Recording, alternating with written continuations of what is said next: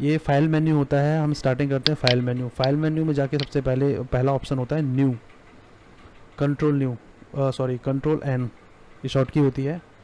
New basically एक page लेने के लिए होता है। यहाँ पे एक ऑप्शन खुलेगा आपके सामने जहाँ पे रिसेंट का एक पहला ऑप्शन आएगा, टैब आएगा रिसेंट का, जहाँ पे A4 कस्टम।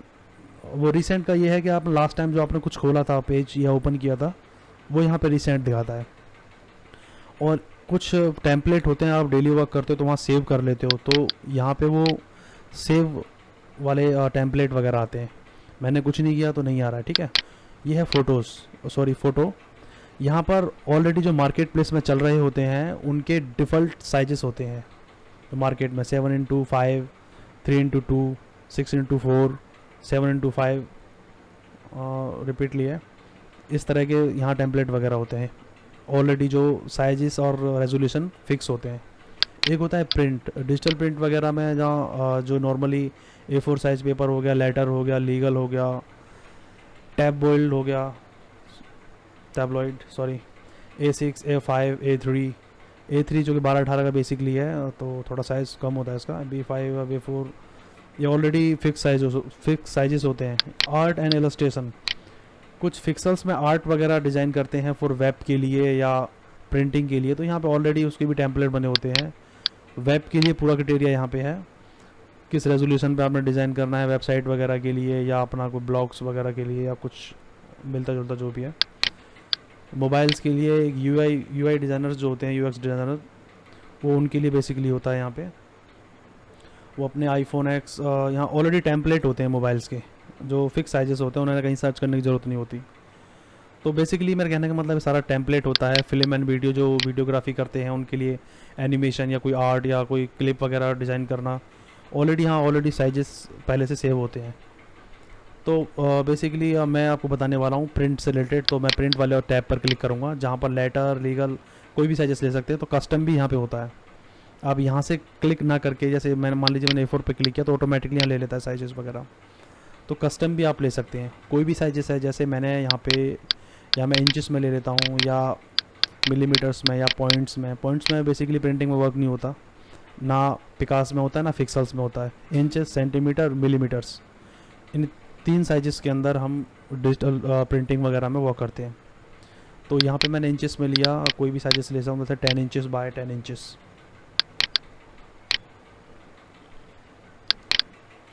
तो ये बेसिकली ये स्क्वायर साइज हो गया। तो यहाँ कोई हॉरिजेंटल या वर्टिकल वगैरह कुछ नहीं लेना मेरे को। रेजोल्यूशन 300 लेना है, 72 लेना है। वो बेस करता है आप किसके लिए फ़ाइल बना रहे हैं। आप वेब के लिए फ़ाइल बना रहे हैं तो कम से कम 72 तो मिनिमम होता ही है, और प्रिंटिंग के लिए अगर तो 300 रेजोल्यूशन काफ़ी बेहतरीन माना जाता है। RGB प्रिंटिंग में हम CMY पे वर्क करते हैं, लेकिन पिक्चर्स वगैरह का नॉर्मली RGB में वर्क होता है जो वेब के लिए होता है। मोबाइल्स के लिए हम CMY के प्रिंटिंग में तो CMY के लेना होगा, 8 बिट या 16 बिट। 8 बिट पे कर लेते हैं, कुछ ज़्यादा फाइल हैवी नहीं बनानी।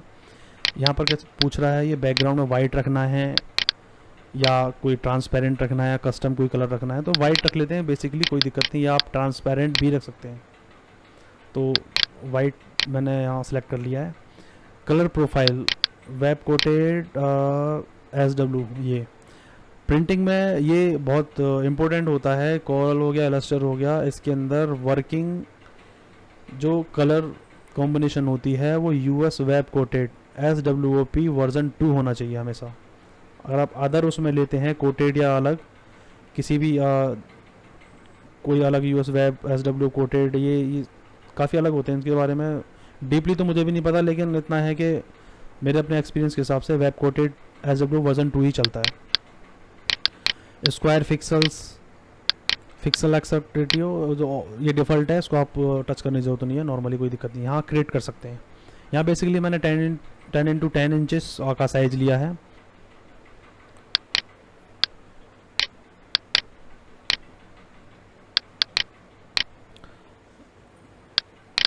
तो दोस्तों, जो इसके अंदर मोस्ट इम्पोर्टेंट बात जो है मैं आपको बताना चाहता हूँ, फ़ोटोशॉप पे मोस्टली यूज़ जो होता है वो फिक्सल्स का होता है।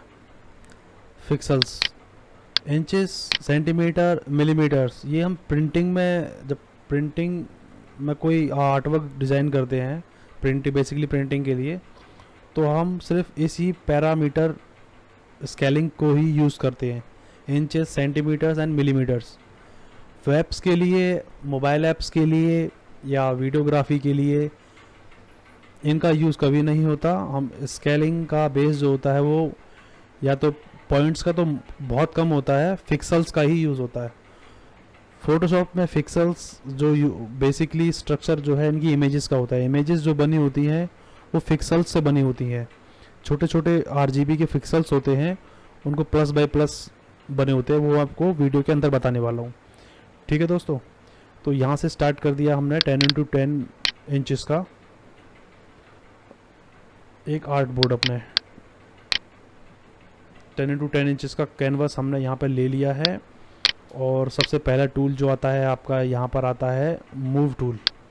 Move tool basically, move tool का जो यूज़ होता है किसी भी ऑब्जेक्ट को इधर से उधर ड्रैग करना, top to bottom, left to right position पे फिट करना, वो मूव टूल का यूज़ होता है। कैसे, ये मैं आपको करके दिखाता हूँ। दूसरा टूल है इसके अंदर मूव टूल के बाद आपका है art board tool. Art board का टूल जो है हमारा, जो ये कैनवस है या आर्ट बोर्ड भी बोलते हैं इसको, आर्ट बोर्ड को एक डिफरेंट साइजेस के लिए या लाइक हम उसे अपने अकॉर्डिंग टू जिस शेप में चाहते हैं वो हम उसे ले सकते हैं इस तरीके से। ये हमारा आर्ट बोर्ड मिल आ चुका है। इसका मोस्टली यूज़, एडवांस जो यूज़ होता है वो मैं आपको, दूसरा टूल है दोस्तों, ये है जो कि आपका मूव टूल के डाउन में होता है art board tool. Art board tool का जो मोस्टली यूज़ होता है वो मैं आपको अभी नहीं बताने वाला हूँ, आप नहीं समझ पाएंगे। जैसे कि हमारा ये आर्ट बोर्ड है, जो कैनवस है, कैनवस के बगल में मैं ड्रैग करता हूँ तो एक अलग से ऑब्जेक्ट यहाँ तैयार हो गया, और उसको छोड़ते ही ये कैनवस एक अलग आर्ट बोर्ड बन गया है, कैनवस बन गया है। यहाँ जो मेरा लेयर था, लेयर में एक आर्ट बोर्ड ये एडवांस हो गया है। आपको नहीं समझ में आएगा, मैं कुछ भी बताऊँगा अभी आपको नहीं समझ में आएगा, ठीक है। तो Ctrl Z करता हूँ मैं इसको, मैं आपको सिर्फ मूव टूल के बारे में ही बताने वाला हूँ। आर्ट बोर्ड टूल का क्या यूज़ है वो मैं आपको लास्ट में जब एडवांस होगा इसके अंदर तब मैं आपको समझाऊंगा, ठीक है। तो आपके कैनवस के ऊपर सिलेक्शन के लिए सेलेक्ट टूल, जैसे कि मान लीजिए यहाँ पे मैंने क्लिक किया, एक न्यू लेयर ली, ठीक है। मैं आपको पहले स्टार्टिंग से ही बताता हूँ, थोड़ा कन्फ्यूज़न हो जाएगा। ये मैंने लेयर डिलीट कर दिया है। यहाँ मैंने जब पेज लिया है तो आपने देखा होगा यहाँ पे एक लेयर है। फोटोशॉप पे जब भी वर्क करते हैं तो एक पेज जो खुलता है हमारा, आर्ट फाइल जो होती है उसमें एक लेयर बाय लेयर वर्क होता है। तो यहाँ लेयर का ऑप्शन ऑलरेडी टिक है, अगर नहीं होगा तो आप विंडो में जाके लेयर्स पे क्लिक करेंगे, यहाँ पे लेयर आ जाएगी। लेयर बेसिकली ये है, इसको हाइड कर देंगे, इसको डबल क्लिक करेंगे, यहाँ पर इसका जो ये लॉक है ये हट जाएगा, यहाँ से अनलॉक हो जाएगा। मैंने हाइड कर दिया, तो बेसिकली उसने कैनवस के ऊपर जो वाइट बैकग्राउंड था उसने उसको एक ऑब्जेक्ट में ले लिया है। अब यहाँ से उसको हाइड कर देंगे तो ये ट्रांसपेरेंट दिखेगा, यहाँ पे हाइड हो जाएगा, ठीक है। अब जो कि मैंने बताया था मूव टूल के बारे में, मूव टूल यहाँ अब बेसिकली अब वर्क करना स्टार्ट करेगा। अब मैं इसको सिलेक्ट करता हूँ तो ये सिलेक्शन हो गया इसका। इस तरीके से इसको आप ड्रैग कर सकते हैं और माउस का पहला ये सिंगल क्लिक करके। तो ये हो गया आपके मूव टूल का यूज़। दूसरा टूल आता है इसके अंदर रेक्टेंगुलर मार्की टूल, जिसमें बेसिकली 4 टाइप्स टूल होते हैं। Rectangular marquee tool, elliptical marquee tool, single row and single column marquee tool. तो single row and single column इनका बेसिकली यूज़ होता है वेब्स के अंदर, वेब या यूआई डिज़ाइन, यूआई कोई एप्लीकेशन वगैरह डिज़ाइन करते हैं, या सम टाइम मैंने आज तक यूज़ तो नहीं किया, मोस्टली मैं इसको रेक्टेंगुलर एंड एलिप्टिकल को ही यूज़ करता हूँ। तो रेक्टेंगुलर का यूज़ क्या होता है बेसिकली, आप देखिए मैंने यहाँ पे ये टूल क्लिक किया, यहाँ मैंने इसको यहाँ क्लिक करके ड्रैग किया, ऑटोमेटिकली यहाँ सिलेक्शन हो गया है। सिलेक्शन मेरी लेयर यहाँ पे पहली सिलेक्ट की हुई है, जो कि एक ऑब्जेक्ट ऑलरेडी है इसमें जो वाइट का है, जो लॉक उसका हटाने के बाद एक ऑब्जेक्ट बन गया था। अगर मैं एक प्लस, यहाँ प्लस वाले बटन पे जाएंगे आप, यहाँ पे प्लस करेंगे तो एक अलग से लेयर खुल जाएगी। और यहाँ होता है colour, foreground and background, 2 type option होते हैं यहाँ पे। इसको डबल क्लिक करूँगा तो यहाँ पे एक स्विच पैनल खुलेगा जो कि कलर पिकर के लिए आ रहा है। यहाँ पे कोई सा भी कलर आप सिलेक्शन कर सकते हैं। इसको डाउन करेंगे, यहाँ पे मैंने जैसे ग्रीन ले लिया, इसको ओके करेंगे, कलर यहाँ लोड हो चुका है। और सिंपल आपके कीबोर्ड पर ऑल्ट प्लस बैक स्पेस की दबाएंगे, यहाँ फिल हो जाएगा। एक शॉर्ट की है इसकी, ठीक है।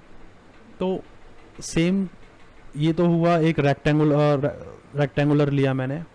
एक स्क्वायर भी बना सकते हैं, स्क्वायर दबा के शिफ्ट दबा के, सॉरी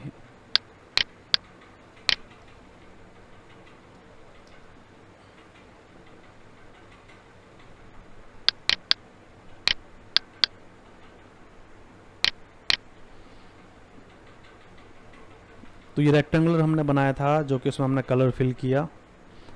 और फिर से हम जाते हैं, अब इसका ये सिलेक्शन हटाने के लिए आपने क्या करना है, कंट्रोल प्लस डी दबाएंगे आप, जिसका आप देखिए सिलेक्शन हट चुका है।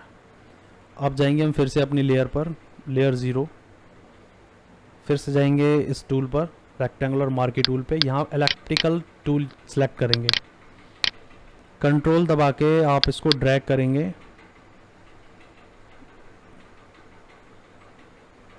और विदाउट कंट्रोल भी कर सकते हैं, शिफ्ट दबा के, सॉरी शिफ्ट दबा के आप इसको ड्रैग करेंगे तो एक राउंडेड सर्कल में लेगा, अपने आप को सिलेक्ट करेगा, सिलेक्शन बनाएगा जो कि ख़राब नहीं होगा। आप शिफ्ट हटा दें, शिफ्ट के बटन से अपना फिंगर हटा देंगे तो ये एक ओवल आपके मन मुताबिक जैसे आप करना चाहते हैं वैसे शेप ले सकता है। तो मैंने ओवल टाइप लिया है।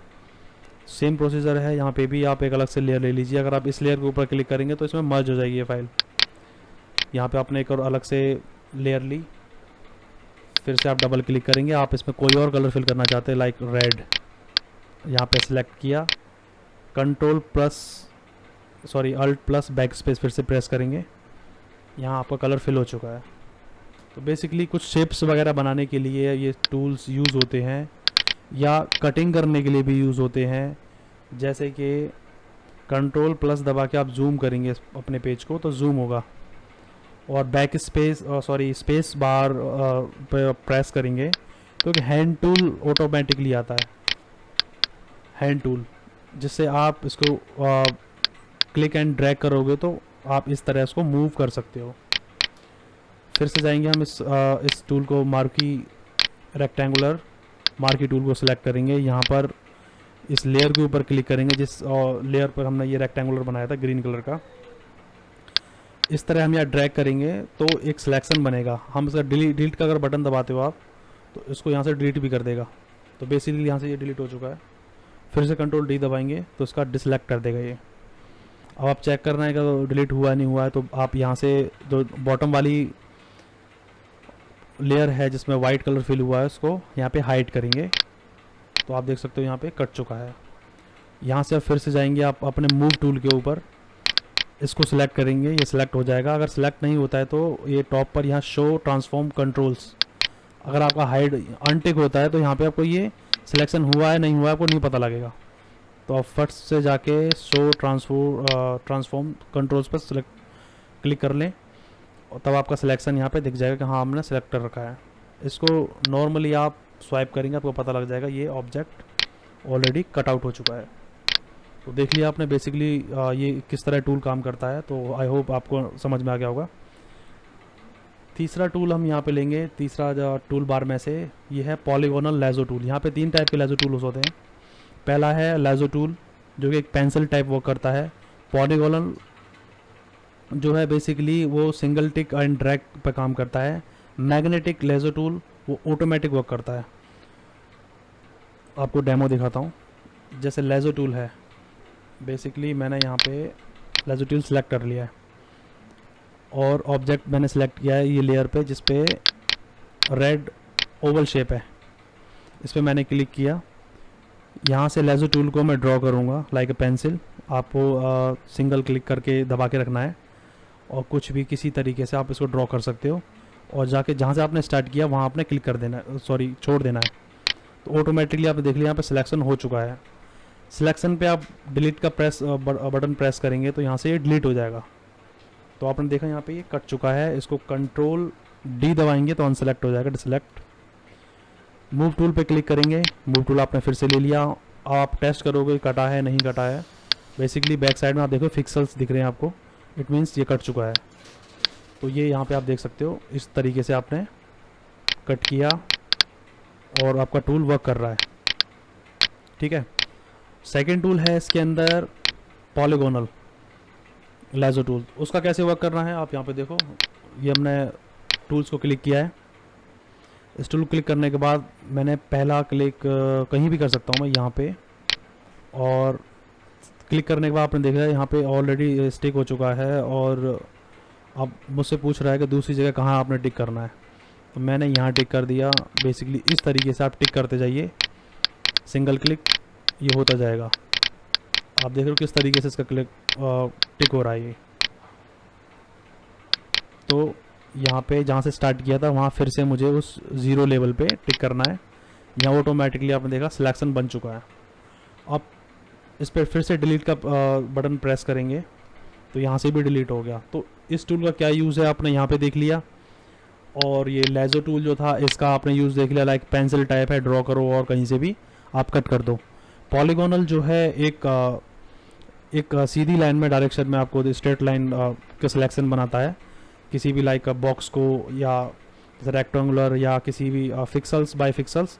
आप बेसिकली आपको दिखाता हूँ दूसरा, जैसे Z का बटन आप प्रेस करेंगे तो जूम यहाँ पे ऑटोमेटिकली जूम ऑप्शन आ जाता है, ठीक है।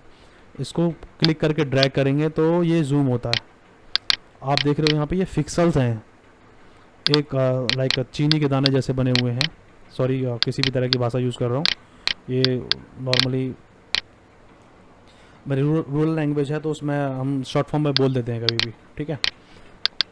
तो यहाँ आप देख रहे हो पिक्सेल्स हो रखे हैं इसके। तो पॉलीगोनल जो है आप पिक्सेल्स पे भी एक बेहतरीन तरीके से कटिंग करने के लिए भी यूज़ होता है इस तरीके से आप।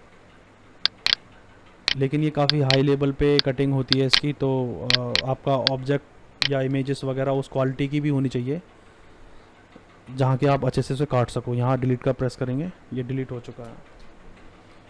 तो मेरी तरफ से जो टूल की जो ऑप्शन जो यूजिंग बताए जा रहे हैं वो बेसिकली हैं एडवांस तरीके से आप खुद यूज़ कर सकते हो, आपने किस तरीके से यूज़ करना है, ठीक है।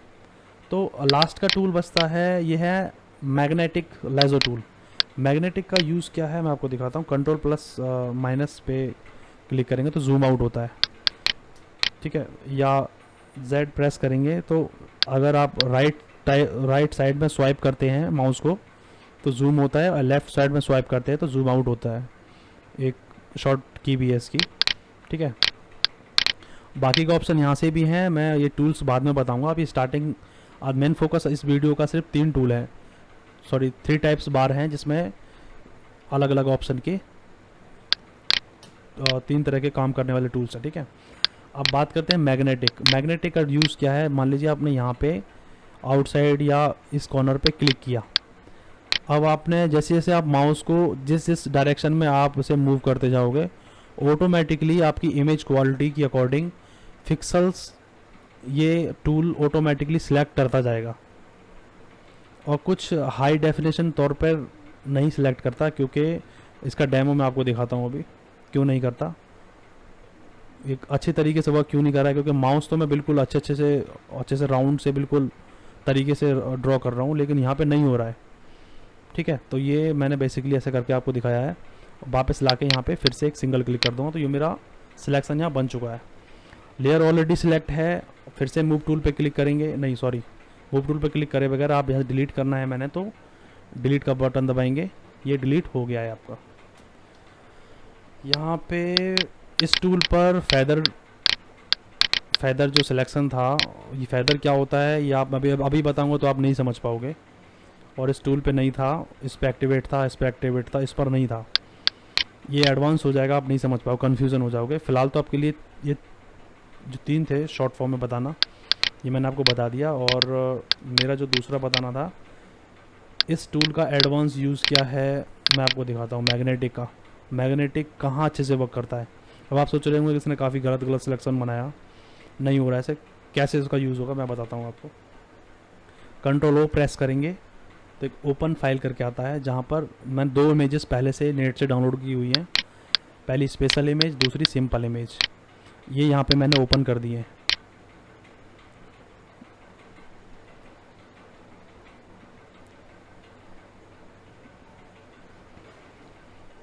देखिए यहाँ ये था, ये टैब जो था यहाँ पर मेरा कैनवस था जहाँ पे मैं वर्क कर रहा था। और दूसरा जो मैंने इमेजेस ओपन करी हैं वो पहली यहाँ पर आई है, सेकंड वाली यहाँ पर आई है। अभी मैंने ये टूल यूज़ किया हुआ है, लेकिन बेसिकली जब भी हम कोई फाइल ओपन करते हैं या कोई भी ऑब्जेक्ट ओपन करते हैं तो सबसे पहले हमारे पास एक टूल होना चाहिए जिसका नाम है मूव टूल। ठीक है, तो बेसिकली अब यहाँ पे मेरे पास ये इमेज है। और लेयर में आपने देखा है बैकग्राउंड, ये इमेज को अपने आप को बैकग्राउंड के रूप में ले रहा है, जो कि यहाँ लॉक होती है। कोई भी इमेजेस ऐसे वो आप कंट्रोल ओ प्रेस करके ओपन करते हो तो बैकग्राउंड में लेकर उसको लॉक करके रखता है वो। कभी भी हम किसी भी इमेजेस पर वर्क करते हैं तो उसका स्पेयर फाइल बनाना ज़रूरी होता है। तो हम इसको यहाँ से डुप्लीकेट लेयर भी ले सकते हैं, और पहली वाली जो लेयर को यहाँ हाइड कर सकते हैं ताकि उस लेयर में कोई गड़बड़ ना हो।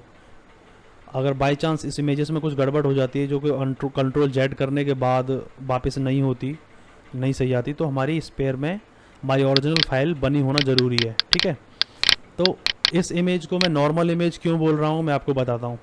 इस इमेजेस में जो फ़ोटो शूट की हुई है यहाँ पर सभी ऑब्जेक्ट को हाईलाइट किया हुआ है। यहाँ पर हाईलाइट क्या है, यहाँ पे कोई फोकस नहीं है, ना किसी एक ऑब्जेक्ट के ऊपर फोकस है, ना इधर है, ना इधर है, ना इधर है। सभी को अच्छे रेजोल्यूशन में नज़र आए, दिखे, तो ये इमेज लाइक नॉर्मल ही है। ठीक है, अब इस नॉर्मल इमेज पर अगर मैं ये मैग्नेटिक लेज़ो टूल यूज़ करता हूँ, जैसे कि मैंने टीवी पे सिलेक्शन बनाया और इसमें ड्रैग कर रहा हूँ, डायरेक्ट पिक्चर की क्वालिटी पे डिपेंड करता है। देखो हल्का सा मेरा माउस टेढ़ा हुआ तो यहाँ पे ये नीचे हो गई, नीचे सिलेक्शन हो गया। ठीक है, तो इस तरह की इमेजेस क्वालिटी, मेरा हाथ भी टेढ़ा हो रहा है थोड़ा बहुत, लेकिन सिलेक्शन इसका गलत जा रहा है।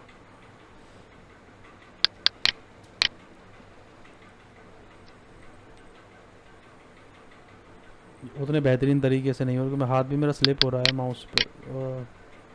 माउस पैड से। तो इस तरीके का है। इस इमेज के अंदर कुछ भी सिलेक्शन करते हैं, जैसे अच्छी क्वालिटी है तो जल्दी स्वाइप हो रहा है। आपके मोबाइल से अगर फ़ोटो ली हुई होगी तो उसके अंदर लेज़ो उतने अच्छे से वर्क नहीं करेगा। तो यहाँ पर स्वाइप करने पर कुछ नॉर्मली ले रहा है, क्योंकि पिक्सल्स जो होते हैं सभी के इक्वल हैं, कहीं पे फोकस नहीं है। ठीक है, लेज़ो, ये मैग्नेटिक लेज़ो टूल वर्क करता है इस तरह की इमेजेस। इसमें एक स्पेशल इफेक्ट है। यहाँ बेसिकली 4 बच्चे हैं जिसमें से 2 बच्चों को फोकस किया हुआ है, 2 थोड़े ब्लर आ रहे हैं, देखो। ठीक है, तो इस कंडीशन में मैग्नेटिक लेज़ो टूल काफ़ी अच्छा वर्क करता है। यहाँ सबसे पहले जाएंगे, राइट क्लिक करेंगे, डुप्लीकेट लेयर पर क्लिक करेंगे, ओके करेंगे और इसको ओरिजिनल वाली को हाइड कर देंगे। मैग्नेटिक लेज़ो टूल को क्लिक करेंगे, कंट्रोल प्लस दबा के यहाँ जूम करेंगे, थोड़ा सा जूम आउट कर लेते हैं। यहाँ से हम अब इसका सेल्फ सिलेक्शन बना लेते हैं। यहाँ ऑलरेडी मैं इसको थोड़ा बना के दिखा देता हूँ आपको। मान लीजिए थोड़ा बहुत है, डिलीट का बटन स्विच, ये यहाँ से लाइक यहाँ तक। ठीक है, इतना ही बताता हूँ मैं। यहाँ पे बेसिकली क्या है, आपने देखा है कि यहाँ पे जब फोकस किया हुआ है कि पिक्सल्स काफ़ी अच्छे आ रहे हैं, एंड अदर बैक साइड की जो है वो ब्लर हो रहे हैं। जूम करने पर ये आपको दिखेगा यहाँ पे रिफ्लेक्शन, ये। ठीक है, आई होप आप समझ गए होंगे। तो जब हम किसी DSLR कैमरे से फ़ोटो शूट करते हैं और फोकस करते हैं, मॉडल वगैरह पिक्चर मॉडल्स की होती है या किसी प्रोडक्ट की होती है, तो मैग्नेटिक लेज़ो टूल बहुत अच्छी तरीके से ऐसी पिक्चर्स पे वर्क करता है और हमारा काफ़ी समय बचाता है, लाइक अदर टूल से, लेज़ो और ये पॉलीगोनल से। बहुत ही बेहतरीन ऑप्शन होता है इसका। बाकी के और भी टूल्स हैं सिलेक्शन बनाने के, वो मैं आपको अगली वीडियो में बताऊंगा। और इस वीडियो में सिर्फ इतना ही। और अगर आप इस चैनल पर नए हैं तो प्लीज़ अपना सपोर्ट दें मुझे, मेरे चैनल को सब्सक्राइब करें, अपने फ्रेंड्स में शेयर करें, और आपका प्यार मुझे सब्सक्राइब के रूप में मिलता रहे। और अगर आप कुछ और एडवांस पूछना चाहते हैं या कुछ और आपके मन में इच्छा है, किस तरह की वीडियो आप चाहते हैं, वो आप कमेंट में टाइप करके मुझे बता सकते हैं, ठीक है। तो बेसिकली इन तीनों टूलों का यूज़ मैंने आपको बता दिया है। मैंने नॉर्मल तरीके से बताया है, पिक्चर्स के बारे में और ऑब्जेक्ट के बारे में मैं आपको समझा दिया है। मैंने जो ऑब्जेक्ट लिए थे यहाँ पर, ये रेजोल्यूशन 300 dpi था। अगर चेक करना हो तो Ctrl+Alt+I होता है, रेजोल्यूशन 300 पे था, इसीलिए ये ऑब्जेक्ट फिक्सलेटेड नहीं हो रहे थे। अगर इन्हीं ऑब्जेक्टों को मैं अगर 72 रेजोल्यूशन पे कर दूंगा तो आप देखिए फिक्सलेटेड हो जाएंगे, इनकी क्वालिटी अच्छी नहीं आएगी, और जूम करते ही, ज़्यादा जूम करते ही फिक्सलेटेड होना स्टार्ट हो जाएंगे। फ़ोटोशॉप पे जो वर्क होता है हमेशा एक फ़ोटो वर्क और कुछ वीडियो टाइप एडिट्स वगैरह के लिए होता है मोस्टली। फ़ोटोशॉप पर कभी भी वेक्टर, फ़ोटोशॉप में रास्टर फाइल यूज़ होती हैं और इमेजेस और फ़ोटो वगैरह एडिट के लिए। प्रोफेशनल्स फ़ोटोशॉप को अलग अलग तरीके से यूज़ करते हैं, प्रिंटिंग में भी और वेब में भी और वीडियो एडिटिंग वगैरह सभी में। तो बेसिकली फ़ोटोशॉप आप अगर सीखना चाहते हैं, मुझे थोड़ा सपोर्ट करने के लिए मेरे वीडियो को लाइक करें और सब्सक्राइब करें और कमेंट ज़रूर करें। और आज के लिए सिर्फ इतना ही। और कुछ आप पूछना चाहते हैं तो प्लीज़ कमेंट में ज़रूर कीबोर्ड के साथ उंगलियों को ज़रा चलाएं, ठीक है। धन्यवाद, गुड नाइट।